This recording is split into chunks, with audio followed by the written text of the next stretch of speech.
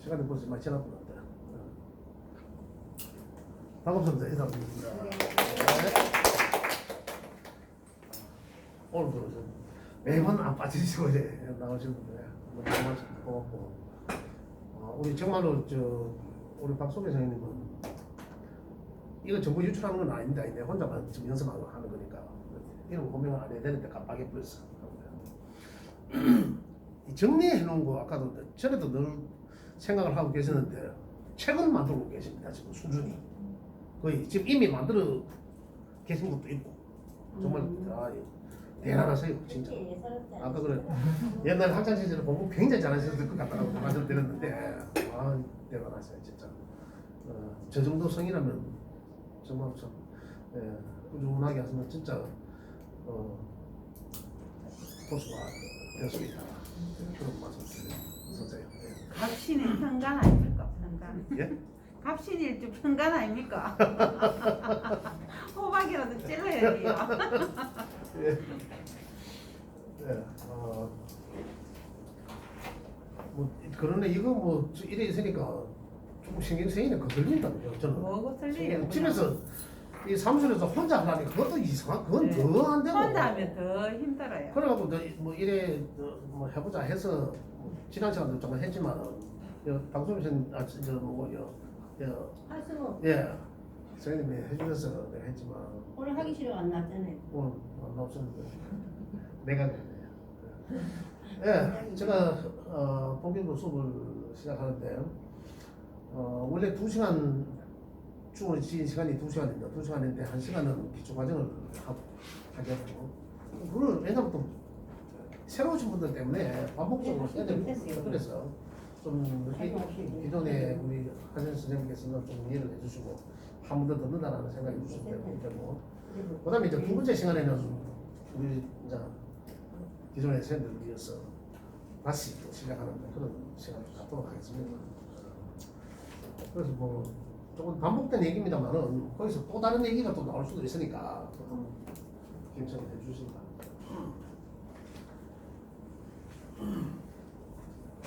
자, 먼저 처음 기초 과정인데 기초 과정을 뭐 학문적인 기초 과정이 이전에 우리가 명리학이라는 이 학문을 하는데 이 명리학은 어떤 것에 대해서 이제 말씀드리는 내용이냐면 이 자연학입니다. 자연학.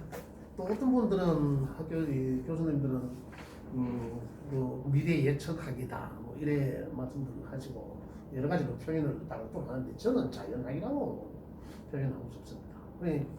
자연의 이치적인 것을 우리가 사주팔자 8글자를 통해서 풀어보는 거거든요. 우리 사람들이 자연의 영향에서 벗어나서 살 수는 없답니다. 다시 말씀드리자면 반드시 우린 사람들은 자연의 어떤 영향을 받으면서 살아가고 있다. 또 다른 표현으로. 그렇기 때문에 우리 자연 공부를 하는 겁니다. 지금 자연에. 이 자연의 순리적인 것이 어떤 것인지. 그리고 원칙 자연이라는 건 변화무상하다라고 하지만 실질적으로 보면 변화무상한 것도 있지만 변하지 않는 게 있습니다. 그래서 저는 이제 자주 말씀드리는 게 뭐냐면 변함과 변하지 않는 속에 이렇게 표현하거든요. 그 속에서 이제 우리가 이게 뭐 미래 예측이라고 표현하시는 분도 계시지만 뭐 그런 표현도 틀린 표현은 아니죠. 그런데 그걸 통해서 우리가 알 수도 있다는 거죠. 단편적으로 말씀드리자면 밤에 우리가 이제 새벽부터 말씀드린다면 아침에 일어나잖아요. 일어나서 씻고 일 보러 나오고 출근하든지 그러다가 뭐 점심 식사하고 또 저녁이 되면 또 귀가하고 그죠? 그럼 집에 가서 어떤 분들은 뭐 주무시게 일기 쓰는 분도 계실 테고 또 어떤 사람은 누워서 오늘 하루 있었던 좋은 일 안 일 생각도 해보기도 하고 그러면서도 또 잠들고 그래 하는 패턴이 안 변하잖아. 그대로잖아요. 근데 낮에 변하는 건 내가 나가서 매일매일 똑같은 일을 하고 해도 또 다른 사람을 만나고 그건 또 새로운 거죠. 그래서 변함과 변하지 않는 그 환경 속에서라고 표현을 하는데 그 속에서 우리 읽을 수 있는 게 뭡니까? 아침에 일어나고 나면 나중에 점심때가 오고 저녁때가 어두워진다는 거잖아요. 그 분명한 사실은 누구라도 다 알아. 생각을 안 해봤을 뿐이지. 이제 그 속에서 우리 반드시 읽을 수 있는 거죠. 그 속에서 하루 또 아니면 1년, 1년은 어떻습니까? 봄이 지나고 나면 여름이 반드시 온다는 거죠. 여름이 되면 춥지는 얼음 물지는 안 하잖아 또요. 반드시. 그 올해의 여름과 내년의 여름이 또 다르죠. 작년의 여름과 올해 여름이 또 많이 환경이 다르다고. 그래서 변함과 변하지 않는 게 동시에 오는데 그 환경 조건으로 우리 사람들은 어떻게 영향을 받는지 그런 부분에 대해서 이제 우리가 사주 8줄 글자로 표현을 한 거죠. 그 표현한 게 어떻습니까? 음양오행. 그죠? 그 다음에 사람은 어떻습니까? 두 가지로 우리 영혼이라 하잖아요. 그리고 혼과 백으로 우리 사람이 만들어져 있잖아요. 형상이 만들어져 있는데 이게 다시 말씀드리면 우리 역학적으로 말씀드리면 그의 이제 10가지 천간의 기운과 12가지 지지의 기운 이렇거든요. 그래 10천간 12지지로 분류되어 있는데 이것들을 조합해서 이제 우리가 사주 8글자를 만들어서 분석을 하는 건데 그래 이제 아까 말씀드렸던 하루 중에도 음양오행으로 다 돌아가는 24시간도 물론 그 이제 12가지 띠로 형상화해서도 표현할 것도 있습니다만 오행적으로 간단하게 본다면 그렇게 분류되어 있고 또 1년을 본다면 어떻습니까? 1년 중에도 봄, 여름, 가을, 겨울 그 목화, 토금수가 다 포함되어 있는 거죠. 이제 그런 것들 중에서 봄에는 어떻습니까? 우리가 추수를 할 수는 없잖아요. 봄에는 반드시 씨앗을 뿌려야 되는 거죠. 봄에는 씨앗을 뿌려야 되고 여름에는 그래야 잘 자랄 수 있도록 가꾸고 꽃을 피워야 되고 여름이 만약에 겨울처럼 춥고 온다면 어떻습니까? 봄에 씨앗을 뿌리는 게 다 얼어서 죽게 됩니다. 그럼 이 어떤 자연의 이 순리가 아닌 거죠. 아니 가을이 되면 또 어떻습니까? 가을이 되면 당연히 추수를 하는 그런 계절이잖아요. 가을이 또 봄과 같다면 가을 기운이 그러면 어떤 이 결국은 자라지 않는 거잖아요. 그 세월이 가지 않는 거거든요.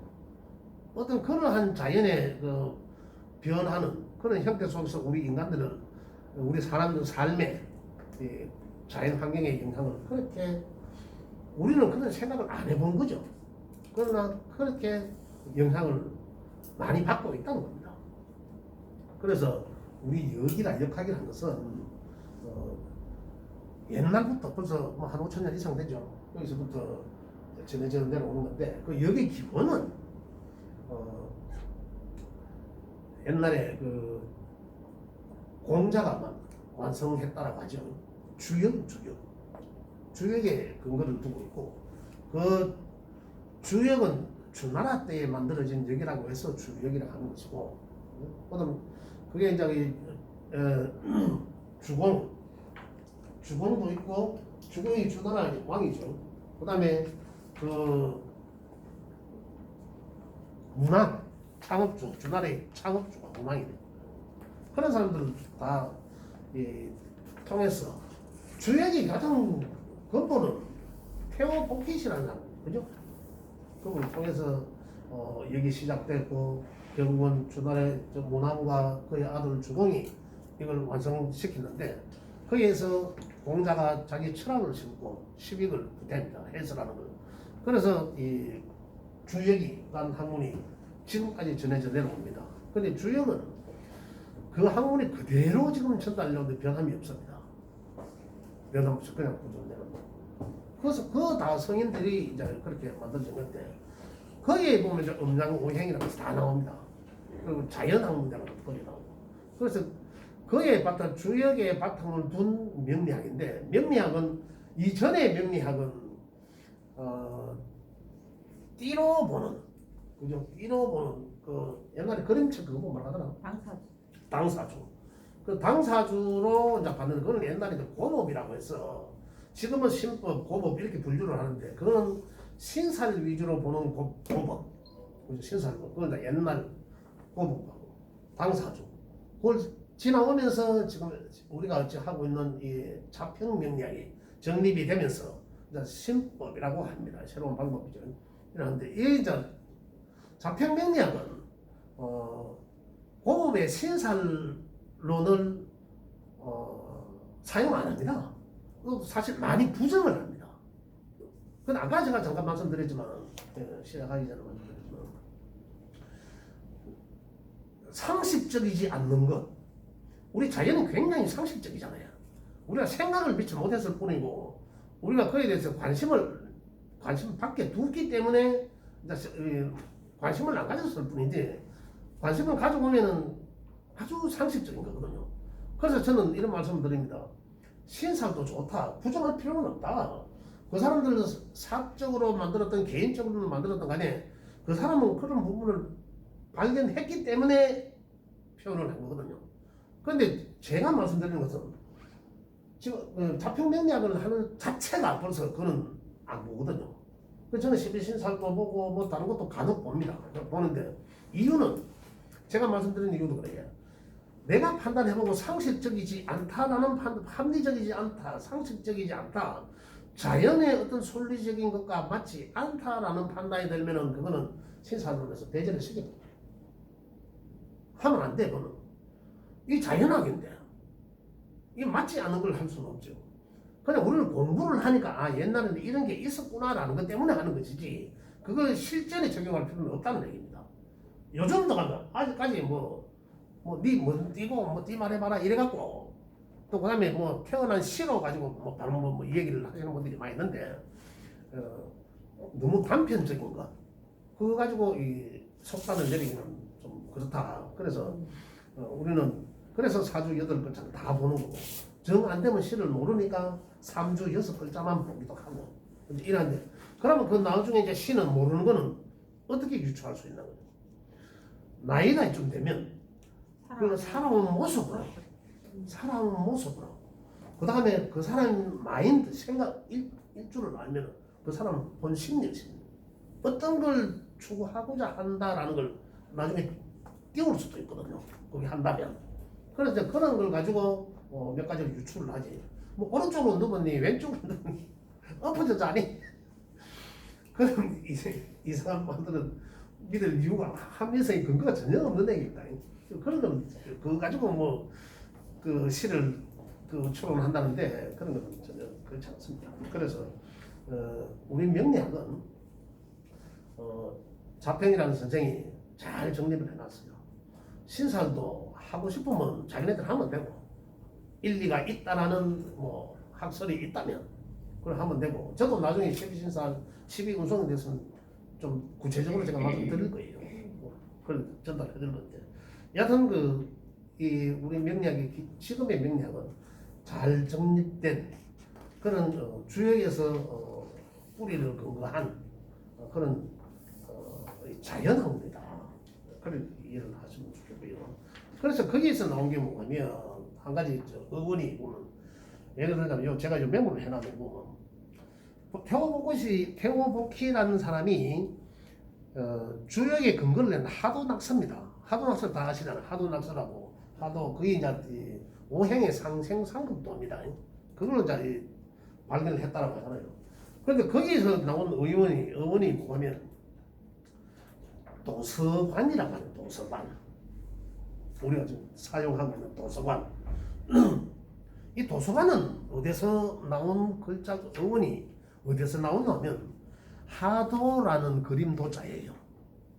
하도라는 그림 도자를 쓰고 원래 낙수 떨어진다면 우리가 낙서 글서자를 쓰죠. 이게 도서관이라고 직관자 써가지고 그 도서관이라는 어원이 이 하도와 낙서의 근원입니다. 그래서 도서관은 결국 우리 인류의 어떤 지식의 어원이죠. 이게 도서관의 말 자체가. 그래서 이제 그것도 근거가 여기에 있다는 거죠. 그러니 그것도 결국은 역학에 근원된 그런 어원을 따라서 지금도 쓰고 있다. 그러니 우리 특히 우리는 그 자연의 영향을 벗어나서 살 수는 없다는 것을 이런 쪽에서 또 이제 간접적으로 말해주는 거 아닌가 그래 이야기를 합니다. 자, 그러면 우리 자연에서 바라볼 수 있는 명리학적인 측면에서 제가 소개를 좀 해드리면 아까 제가 잠깐 말씀드렸지만 우리 인생은 어떻습니까?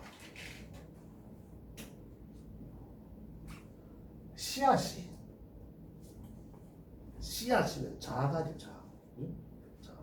종자라고 하잖아요. 씨앗은. 이것이 자라서 싹을 피우고 자랍니다.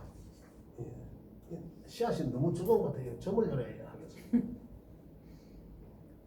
이것이 자라는 거죠.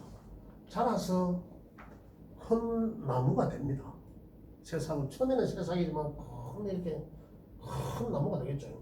큰 나무가 돼서 자라고 무성하게 이제 이 가지도 번지고 그죠. 그다음에 어떠서 이 크게 이 가지가 번져지고 이러다가 나중에 이러한 형상으로 더 이상 커지지 않는 데까지는 자라지 않습니까? 자라고 그다음에 열매를 맺기도 하고 이런 그럼 그 열매가 떨어지고 이제 한 해가 또 한 해가 지나가는 거고 우리 인생이 이러한 모양으로 살아가고 있다는 사람이 그러면 사람이 태어나기 직전에 생각 어머니 뱃속에 있었으니까 그 이전부터 보시는 거죠. 그 이러한 형상이라 그 태어나서 자라는 하나의 과실수와 같이 변해가고 있는 거죠. 그 인생은 이제 한 60, 옛날에는 60, 뭐 환갑, 진갑 다 지났다 싶은데 인생 종전 따고 오세요. 옛날에는 수명도 굉장히 짧았지만 그래서 그런 것들이 인생을 산 만큼 다 살아온 거죠. 한 바퀴 돌았다는 얘기잖아요. 60 갑자, 회갑 그런 개념이죠. 그러면은 이미 회갑 정도의 연륜이 세월을 살았다면은 씨앗에서 나와서 이미 이 결실이 다 맺고 휴식이라는 얘기죠. 휴식. 떨어질 놈 떨어지고 새로운 씨앗으로 재탄생할 놈은 재탄생하고 그런 데 기간에 속하는 거죠. 그렇다면 이 나무가 잘 자랄 수 있는 그런 환경이 어떤 환경이냐는 거죠. 그게 이제 우리 명리적으로도 직접적인 효과를 갖고 있는데 자, 어떻습니까? 이 환경이 만약에 어머니 뱃속에 있을 때에 형성되지 않았던 씨앗은 내 엄마가 누구냐? 조국이 그런 엄마면은 자식 좋죠. 환경이 좋잖아. 이미 태어날 때부터 조건은 좋게. 그래서 우리 말하자면 금수저, 은수저 이래야 하잖아요. 그것도 하나의 굉장히 좋은 환경입니다. 그런 어떤 환경에서 이 삽을 피운다고 가정했을 때 그 사람은 이미 다른 어떤 때 그냥 물에 헐헐 나는데 저 뭐지 이거 민들레 홀씨 되어 뭐 날라다니다가 바위 틈새에서 자갈 틈새 낑긴 놈 그러잖아요. 어디 서저 산에 큰 산에 지 혼자 또 어디 뭐 풀 옆에 처박힌 놈 어디 철도길에 있는 놈 물고기 빠진 놈 그러잖아요. 모래사장에 있는 놈 우리 오행적으로 설명을 말씀드린다면 이런 환경이 다 다르단 말입니다. 그래 이 환경이 얼마나 중요한 거지. 환경에 우리는 태어나기 이전부터 벌써 이 환경에 영향을 받는다는 거거든요. 그럼 이 나무가 이 씨앗이 싹이 되어 자라는 과정은 또 어떻습니까? 그래 물고기 빠진 놈하고 그죠? 그 다음에 이 나무가 분립되어 있는 곳에 나무들이 잘 자랄 수 있는 환경 곳에 같이 더불어 떨어져 있는 놈과 그 다음에 뜨거운 곳에 떨어져 있는 놈과 그 다음 또 뭐예요? 땅도 어떻습니까? 원 땅도 있고 진짜 이 진토 같은 옥토도 있고 어떤 땅에 떨어지냐에 따라서 이 씨앗 환경이 달라지는 거죠. 앞에 미래가 달라지잖아요. 이러한 것들. 그 다음에 바위 같은데 떨어진 놈. 다 다른데 벌써 조건이 다른다는 거죠. 얘에 따라서 미래가 확 달라진다는 얘기입니다. 자, 그렇다면은 여기 떨어진 놈과 여기 떨어진 놈은 여기 떨어진 놈은 다 다르잖아요. 이 나무가 잘 자라려고 하면 처음부터 어떤 환경에 있어야 되고, 그렇지 않다라면, 만약에 그렇지 않다면 내가 물꼬리 빠질 수 있다. 결국은 나무인데, 그죠? 나무인데 물꼬리 빠져 있다. 그러면은 이 나무를 어떻게 물에서 적당한 물만 있으면 되지. 필요 없는 이상의 물은 나무를 썩게 만들거나 떠돌게 하잖아요. 그러면 나무로서는 사실은 필요치 않는 거죠. 그러면 이 물을 빼주는 기운들이 있을 거 아닙니까? 물꼬를 쳐놔야 이 나무가 살지. 옛날에 저는 이 농사를 지기 봤거든요. 아버지 세대 같이 내가 농사를 하도 아버지 학교 안 보내고 일하러 저때고 가고 구름만 태워갖고 일하러 가고 보리 타작 해야 되지, 콩 타작 해야 되지, 나락 타작 해야 되지. 진짜 뭐 전질질 머리 나도록. 그래서 오죽했으면 내가 중학교 때 나는 때 추기도 아버지 난 농사 안 짓더라고요. 이 환경들을 나는 잘 봤거든요. 진짜로. 너네 물댈 때, 그죠? 물댈 때 말씀 이해를 못 하신 분도 아마 계실 거예요. 못 지기 전에 너네 물대놓고 가다 있을 때도 있고, 그 다음에 어느 정도 자라면 물을 빼줍니다. 물꽃 갖고. 그래야지 여기 잘 자랄 수 있도록. 또 그 다음에 많이 있으면 또 잡초, 풀, 피 뽑는다 하거든요. 벼하고 비슷한 게 있어도 피락하는 게 있어.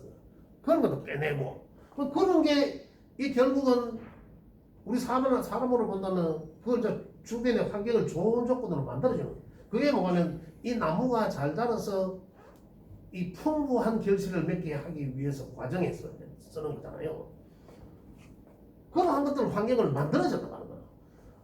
물이 과다 하면은 물꼬를 터야 되고, 이런 지나치게 나무가 많은다면은 나무를 이 잡초가 쏟아내야 되고, 쏟아낸다 하죠.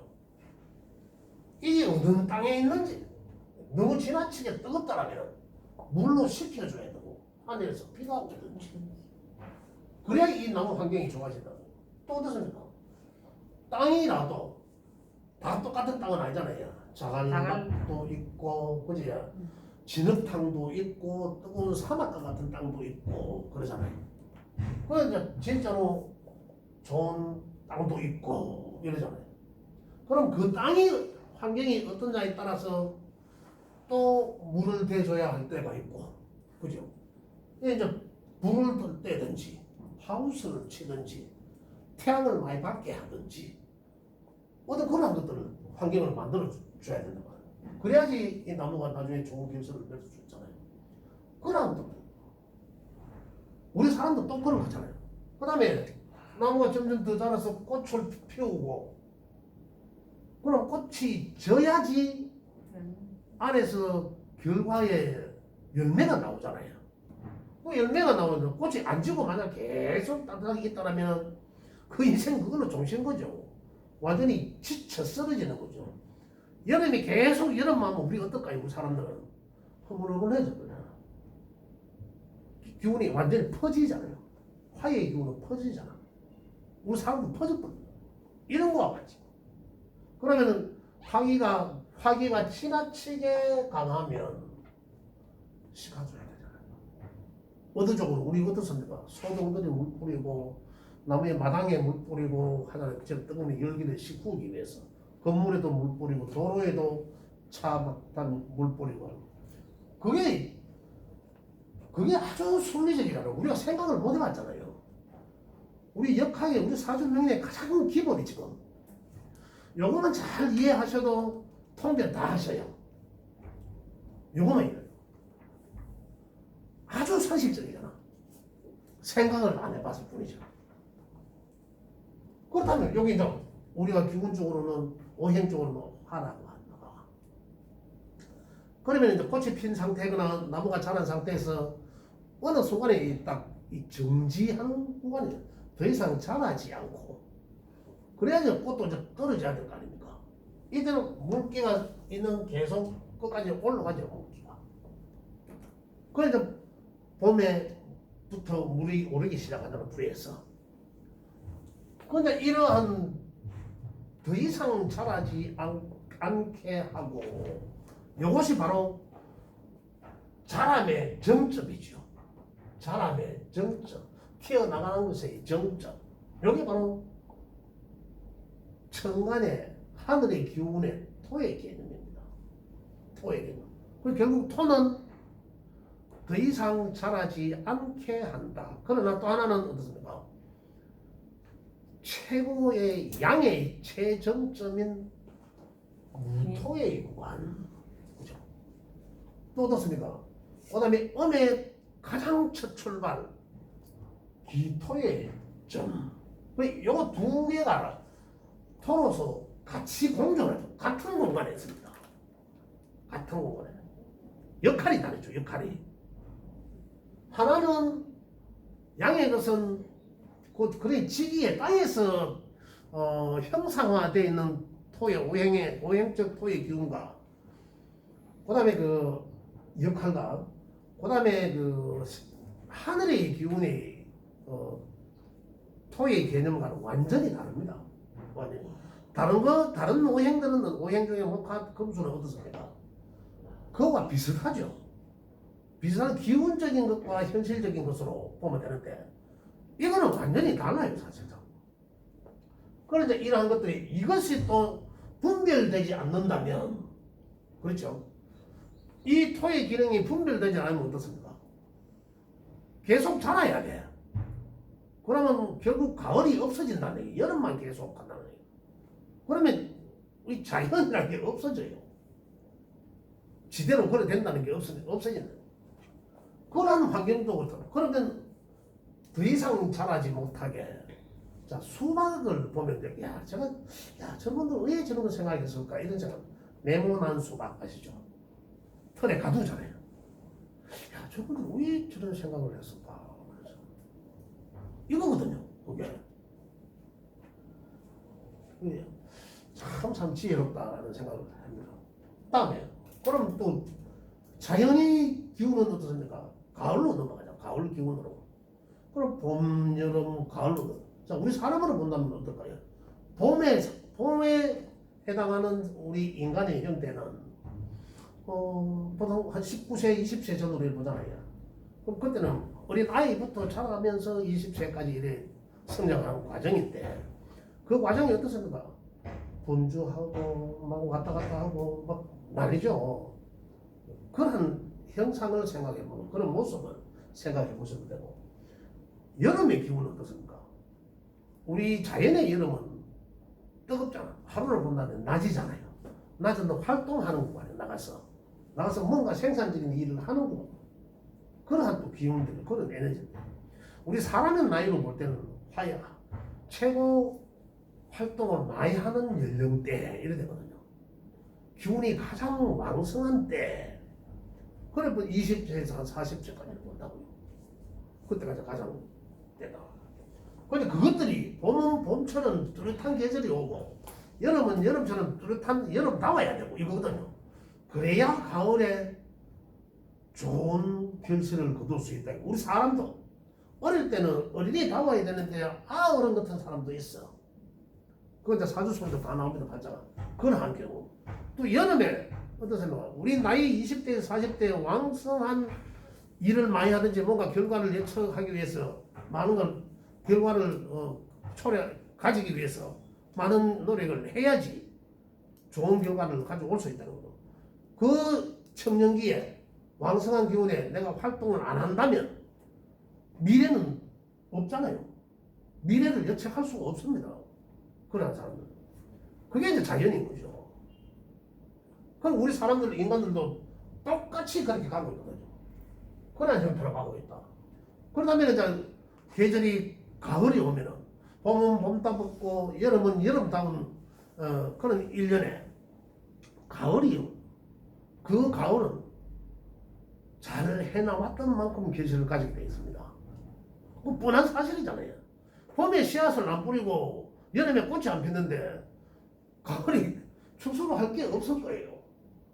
여름에 씨앗 안 뿌리고 봄에 씨앗을 안 뿌리고 여름에 아무리 꽃 피우려고 햇빛이 장장 쬐도 꽃을 안 펴. 호빵이 씨앗을 안 뿌리는데 내가 할 게 없었는데 이거거든. 그럼 씨앗은 잘 뿌려 나누고 내가 한 개도 안 하고 꽃도 피고 옆에 잡초도 좀 뿌고 잘 가꾸어야 되는데 가꾸지 않고 그냥 놔둔다면 어떨까요? 물도 좀 주고 자연의 비도 오고 뭐 이렇게 하겠지만 그게 잘 안 맞다면 계속 햇빛만 쬐면 그 나무는 말라버리죠. 그럼 우리 물도 줘야 되고 이제 이렇게 이 조절을 수급 조절을 해줘야 되는데 그렇지 않다면 우리가 그 가을에 결실을 기대할 수가 없다는 겁니다. 그래 이제 가을 되면 내가 한 대로 뿌린 대로 거두어지잖아요. 자, 내가 잘 뿌리고 잘 노리겠다. 그러면 가을에는 정말로 생각한 이상의 또 아니면은 내가 그 뿌린 만큼 그 최소한의 그만큼 결실을 얻을 수 있다는 거잖아요. 이게 이제 당연한 거잖아요. 세월은 가고 봄의 환경과 여름의 환경과 가을의 환경은 다 다르지만 어떻습니까? 각자 사람이 어떻게 했는지에 따라 그 자연을 어떻게 활용했느냐에 따라서 결과는 달라집니다. 우리 마찬가지거든요. 그럼 이제 가을이 지나고 나면 나무는 가을 어떻습니까? 결실을 맺고 나면 가을에도 햇빛이 있어야 잘 들어야 그 당도가 높다라고 하잖아요. 그러면은 이제 결실을 거두고 나면 그게 이제 금의 기운이죠. 거두고 나면 어떻습니까? 나무의 물기운이 그 뿌리에 가진 물기운들이 전부 다 기운이 이제 밑으로 뿌리로 다시 내려가게 돼요. 하강. 이런 것들이 자연의 순리라고 해요. 순리. 봄, 여름, 가을, 겨울. 그러면은 이게 떨어진 열매가 추수를 다 합니다. 추수를 다 하게 되면 이제 추수가 끝나고 나면 어떻습니까? 사람들은 이제 이 겨울에 가는 겨울.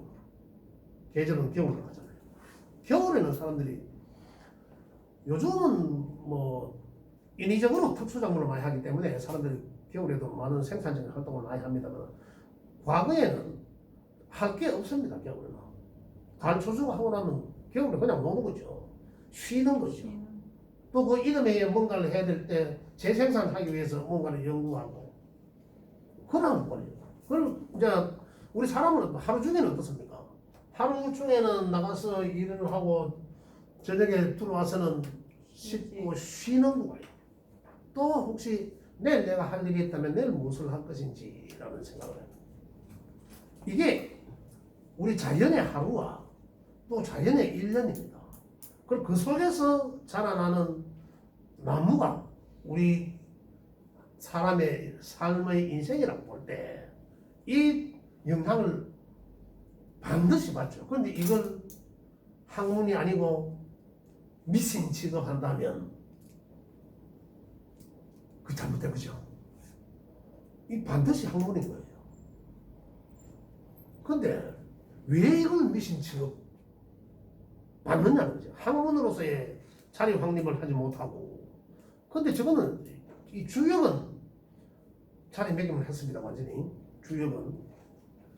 주역을 어떤 것이든지 간에 한 10년 꾸준히 했다 하면 그쪽 학문에서는 그 사람은 학자라고 부릅니다. 그쪽 쪽에는 완전 전문가가 되겠죠. 최소한의 공부하면.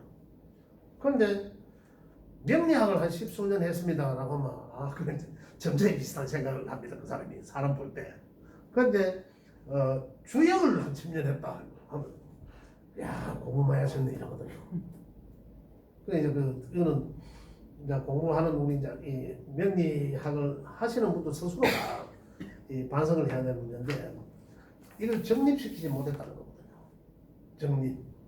학문으로서의 가치가 이러한 것들을 이것과 빗대어서 인생을 사람 생년월일 가지고 그냥 사주 8글자를 만들어서 이렇게 풀어나가면 이거 근거가 있습니다. 그런데 온만상 신사를 갖다 붙여가지고 사건 사고는 어디서 나옵니까? 그럼 우리 삶의 사건 사고는 전체적인 봄, 여름, 가을, 겨울 이 과정에서 씨앗으로 자라나서 내가 늙어가는 과정에서 이 나무가 있는 과정에서 비가 지나치게 많이 오고 햇빛이 태양이 지나치게 쬐고 그렇죠. 그 다음에 천둥 번개도 있을 수 있고 서리 우박이 기후 환경이 안 맞아갖고 완전히 뒤바뀌고 이런 경우가 있어요. 그게 사건 사고죠. 그게 사건 사고. 수화가 상징하고 이거잖아요. 이런 것들이거든. 이런 것들을 통해서 자연의 어떤 변함과 변하지 않는 거잖아요. 변함과 변하지 않는 걸 제가 다 말씀을 드렸는데요. 이러한 환경 속에서 우리 사람들이 인생을 살아나가는 모습입니다. 이걸 여기서 우리 몇 가지로 이야기합니까? 정리적으로는 오행으로도 이야기하고, 그죠? 생왕사전으로도 이야기하고, 12운성 12가지라도 이야기하고, 자축인묘지수 12지지로도 표현하고, 이렇게 표현을, 그래서 또 60갑자도 표현하는 거죠. 60. 그렇게 표현하는 게 이제 우리 명리학인데, 이 명리학을 그렇게 천대시 취급받는 것에 대해서는 참 저도 참 일말의 책임은 있겠죠. 그런데 지금 우리가 저랑 같이 공부하시는 우리 선생님들은 이걸 학문으로서 내 주변 사람들한테 최소한에 이거는 진짜 근거 있는 학문이다 라는 그 이미지를 받을 수 있도록 잘 전달도 좀 해주시고 그래 했으면 좋겠습니다. 명리학은 반드시 이런 자연 환경과 똑같이 써야진다. 그렇기 때문에 어렵지 않다는 거죠. 이해가 할 수, 이것만 생각하면 다 이해됩니다.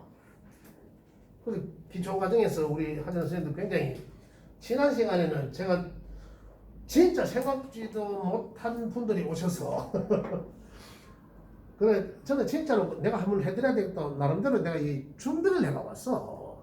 해놨던 거거든 준비를. 내가 그 전에도 뭐 한 격에 대해서 말씀 안 드려야 되겠다라고 12 신상 운성에도 말씀드려야 된다라고 지금 뭐 준비는 돼 있습니다만 언제 기회를 봐서 해드려야 되겠다고 하는데 그게 마침 지난 시간이 되니까 처음 들으시는 분들 진짜 좀 황당하셨을 수도 있습니다. 그래서 좀 이번부터는 또 처음 오신 분들한테 시간을 할애해서 하나하나 좀 이해를 하시기 쉽도록 올해 첫 시간을 이 시간을 만들었습니다. 예, 조금 쉬었다가 하도록 하겠습니다. 네.